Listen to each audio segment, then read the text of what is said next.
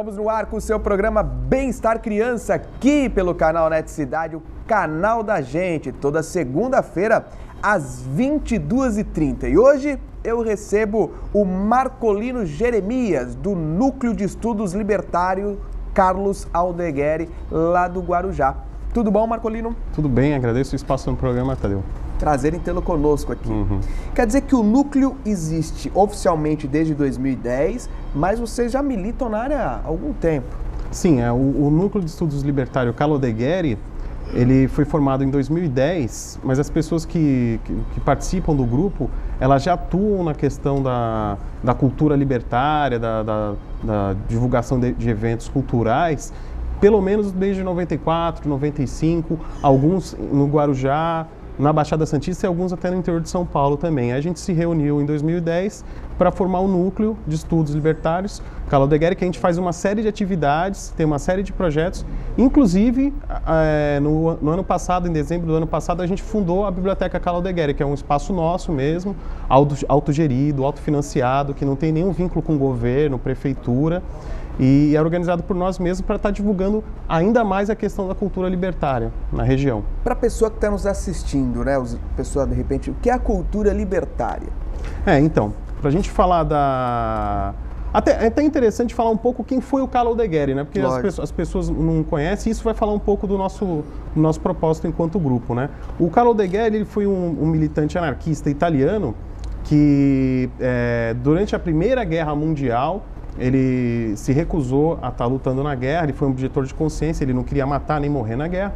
Então ele fugiu para a França. Na França ele vai conhecer os ideais anarquistas, né, antimilitaristas, né, contra a guerra mundial que estava acontecendo, e vai se identificar com esses ideais que ele vai carregar para o resto da vida dele. Depois ele se muda para a Espanha, onde ele vai participar da Guerra Civil Espanhola, lutando contra o fascismo, lutando contra o nazismo, inclusive com armas naquela época, né? Ele vai ser preso, ele vai ficar em campos de concentração, né? Num período até de mais de 10 anos. E depois da Segunda Guerra Mundial, quando acaba aquele período de repressão, ele vai se mudar para o Guarujá ainda na década de 50, né? Ele vai trabalhar como sapateiro lá e ele vai continuar militando com a cultura libertária nesse período no Guarujá e em São Paulo atuando no Centro de Cultura Social, que é um grupo que existe desde a década de 30 e que hoje em dia eu também participo desse grupo, além do Núcleo de Estudos, né? Então existe já, por essa própria história, uma característica da gente estar resgatando essa história, que são personagens históricos da nossa região, que a gente não aprende, não escuta falar na escola. Então, a intenção principal do nosso grupo é estar resgatando essa história, uma história que não é contada nas instituições educacionais, né? Aí, respondendo a sua pergunta agora sobre a cultura libertária, a gente tem que falar um pouco da cultura que a gente considera que é a cultura autoritária. A cultura autoritária é a cultura que é imposta pelo governo para a população, né, que vai impor uma série de valores que vai estar sustentando o capitalismo, né? A cultura autoritária tem como base tá formando trabalhadores exemplares, trabalhadores padrões, em qual sentido?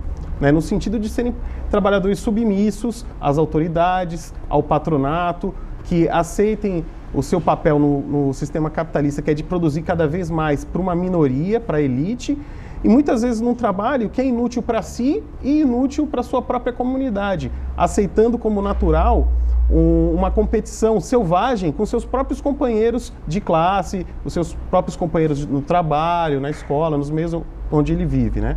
A cultura libertária, ao contrário disso, ela tem outros valores, né? Em primeiro lugar, ela quer formar seres humanos questionadores, seres humanos livres pensadores, seres humanos críticos e também trabalhadores, mas com uma diferença fundamental: trabalhadores que trabalhem fazendo uma atividade útil para si, para a sua comunidade, e que com o passar do tempo também socializem esse conhecimento que ele conseguiu nos meios acadêmicos com a sua própria sociedade. Quer dizer, é uma cultura que vai para o indivíduo e do indivíduo volta para a sociedade. Legal. A biblioteca está localizada onde no Guarujá? E a sede? É o local da sede de vocês?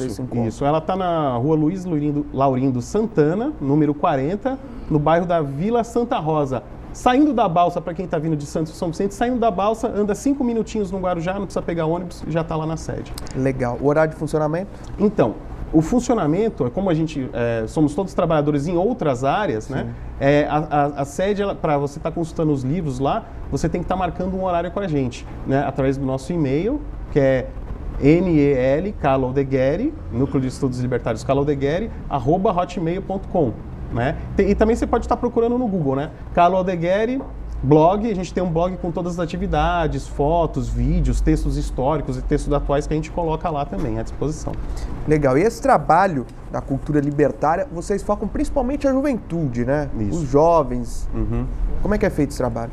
Então, a nossa ideia, inclusive, não é ficar só preso lá dentro da biblioteca, né? A gente tem um espaço lá porque a gente tem um acervo muito grande de livros atuais e também livros raros, fora de catálogo, coleções de jornais antigas, materiais até que foram destruídos em épocas de ditadura militar, ditadura do Getúlio Vargas. A gente tem coisa muito interessante lá para quem quer pesquisar sobre a questão do sindicalismo, movimento negro, movimento feminista, materiais raros até na cidade que não tem em outros arquivos aqui. E alguns são materiais até únicos, que não tem em outro lugar, né? Então, para quem se interessa, por isso é só entrar em contato com a gente, que a gente vai lá, abre a biblioteca e explica um pouco como é que funcionam esses materiais. Mas para a gente divulgar isso, a gente sabe que a gente não pode ficar só na biblioteca. Então a gente está sempre fazendo atividades abertas ao público com alguns parceiros que a gente já tem, como a Cinemateca de Santos, que a gente está sempre exibindo vídeo com debate, né? A Rádio da Juventude, que é uma rádio na periferia de São Vicente, lá no México 70, né? Escolas, né? Enfim, todos os espaços que abrem o espaço para a gente estar falando sobre a cultura libertária, né? E de como essa cultura pode estar ajudando o jovem, né? A estar se auto-organizando, independente de governo, independente até da instituição educacional oficial, a gente está lá para falar e para estar divulgando essa cultura. O que é essa Rádio da Juventude em São Vicente?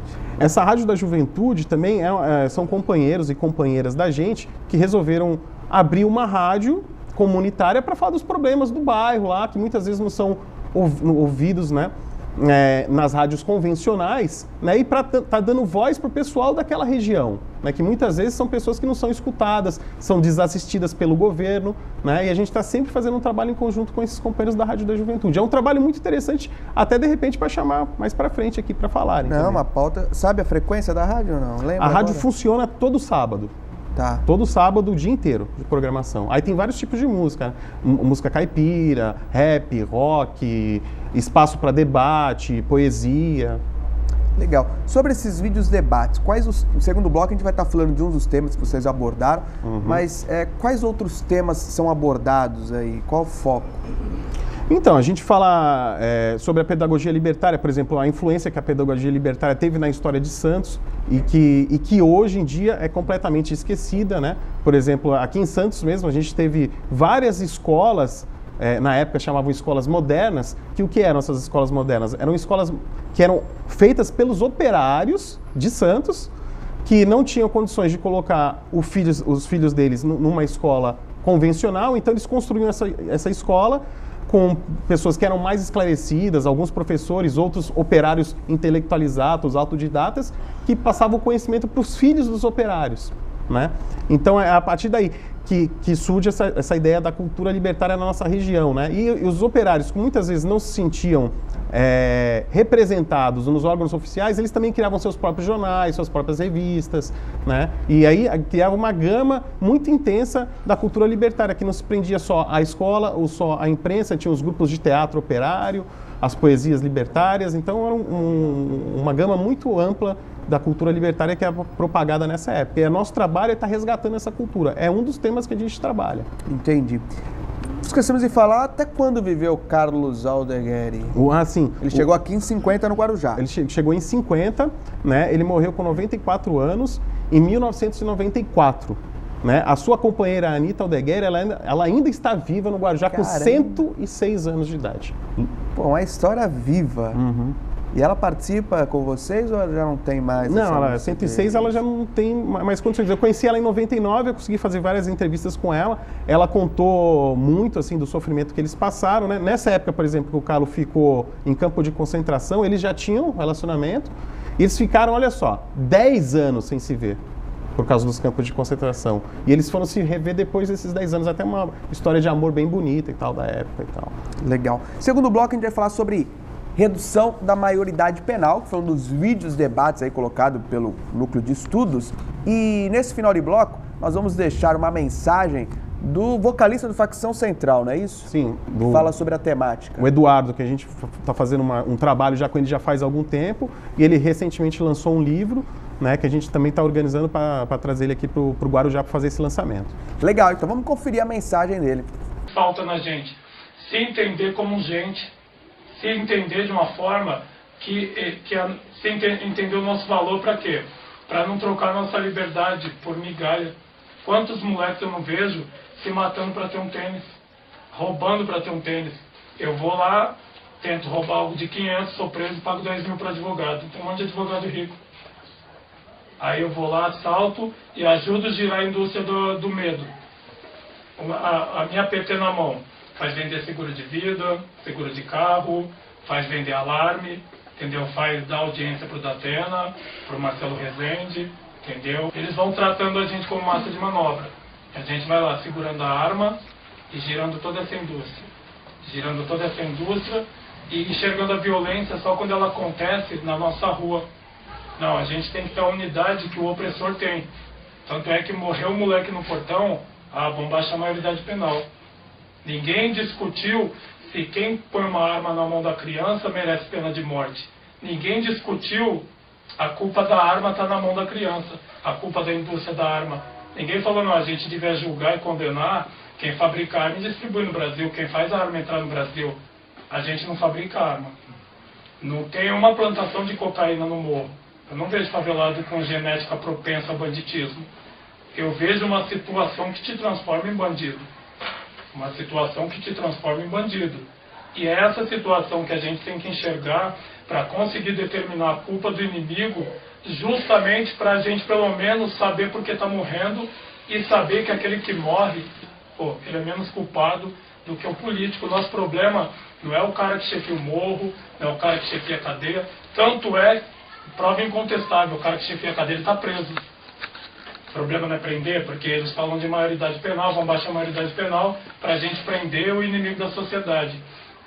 O inimigo da sociedade, segundo eles, já está preso. E aí, o que muda?